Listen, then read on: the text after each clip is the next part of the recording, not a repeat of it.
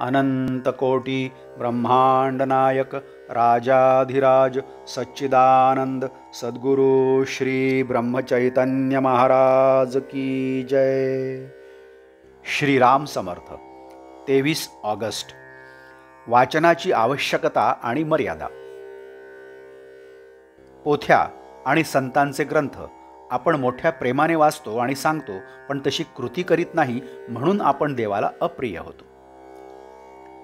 संतांचे ग्रंथ हे अगदी प्रिय व्यक्तीच्या पत्राप्रमाणे मन लावून वाचावेत. हा ग्रंथ माझ्याच करिता सांगितला आहे, तो कृतीत आणण्याकरिता आहे, ही भावना ठेवून वाचन करावे. ग्रंथ लिहिणाऱ्याची तीव्र इच्छा असते की त्याप्रमाणे लोकांनी आचरण करावे. त्यावरची टीका वाचताना मूळ ग्रंथातला मतितार्थ लक्षात आणावा. भाषांतरकार हा भाषांतरामध्ये आपले थोडे घालतोच. मूळ ग्रंथ वाचणे हे केव्हाही चांगले. संतांचे ग्रंथ हे आईच्या दुधासारखे, तर टीका आणि भाषांतर हे दाईच्या दुधासारखे आहेत, हा फरक जाणून घ्यावा. कित्येकांच्या बाबतीत वाचन हे सुद्धा एक व्यसन होऊन जाते. उगीच वाचित बसण्यात फायदा नाही. नुसत्या वाचनाने काही साधत नाही. जितके वाचावे तितका घोटाळा मात्र होतो. वाचावे कुणी, तर ज्याला पचवण्याची शक्ती आहे त्याने. बाकीच्या लोकांनी फार वाचू नये. त्यातही वर्तमानपत्र वाचित वेळ घालविणे म्हणजे आपणहून जगाला घरी बोलावणे होय.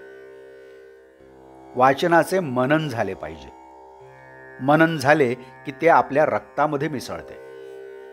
वाचन आणि साधन बरोबर चालावे. मग साधकाला वाचनापासून खरा अर्थ कळतो आणि आनंद होतो. साधन आणि वाचन असले की साधक कधीही मागे पडायचा नाही. उपनिषदे, गीता, योग वासिष्ठ यासारखे वेदांतपूर्ण ग्रंथ वाचणे आणि समजावून घेणे आपल्या उपासनेला आवश्यक असते. गीता ही सर्व ग्रंथांची आई आहे. प्रवृत्ती आणि निवृत्ती, कर्मयोग आणि कर्मसन्यास यांचे एकीकरण करण्यासाठी गीता सांगितली आहे, हे लक्षात ठेवून ती वाचावी. वेदांत हा आचरणात आणल्याशिवाय त्याचा उपयोग नाही. हितकारक गोष्ट आचरणात आणलीच पाहिजे. समजा आपण एका गावाला जायला निघालो आहोत आणि मोठ्या रस्त्याने जातो आहोत. वाटेत एक माहितगार इसम भेटला आणि त्याने आपल्याला जवळची एक पायवाट दाखवली. त्या पायवाटेने आपण आपल्या गावी लवकर पोहोचतो. तसे उपासनेच्या मार्गामध्ये स्वतःचा दोष स्वतःला कळत नाही. आपले मन ताळ्यावर राहत नाही. अशा वेळी गीतेसारख्या ग्रंथांच्या वाचनाने आपला दोष आपल्याला कळतो आणि आपली चूक आपल्याला कळली तर आपण लवकर सुधारतो. आजचे बोधवाक्य.